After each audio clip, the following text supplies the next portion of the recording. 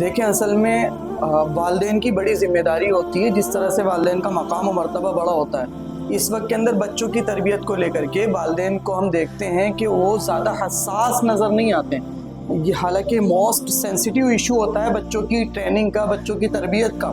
آج بچپنے سے بچوں کا جس طرح کا مائنڈ بلڈ کریں گے آپ، اور جس طرح کا سیٹ کریں گے، جس طرح کی تربیت ان کی ذہنی آپ کرتے چلے جائیں گے، آگے چلنے کے بعد وہ بچے اسی طرز پر، اسی ٹریک پر نشو و نما پاتے چلے جاتے ہیں۔ حدیث شریف کے اندر آتا ہے کہ تم میں سے ہر ایک نگراں ہے، یعنی ہر ایک ذمہ دار ہے، اور ہر ایک سے اس کی رعیت کے بارے میں پوچھا جائے گا۔ مرد اپنے گھر کا نگہبان ہے، اور اس سے اس کی رعیت یعنی گھر والوں کے بارے میں پوچھا جائے گا۔ یہ ایک حدیث ہے۔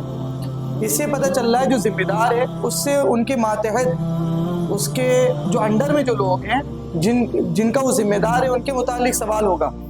بچہ گالی بک رہا ہے، بچہ بدتمیز ہے، بچے کو دین نہیں سکھایا، بچے کو شریعت کا نہیں پتا، تو یاد رکھیں اس میں والد ذمہ دار ہے، بالکل ذمہ دار ہے۔ اگر والد نے پوری کوشش کی، والدہ نے پوری کوشش کی، اس کے باوجود اولاد بگڑ گئی، اولاد ہاتھ سے نکل گئی، اور اولاد ایک غلط راستے کے اوپر، غلط روش کے اوپر چلی گئی، تب تو معاملہ دوسرا ہے۔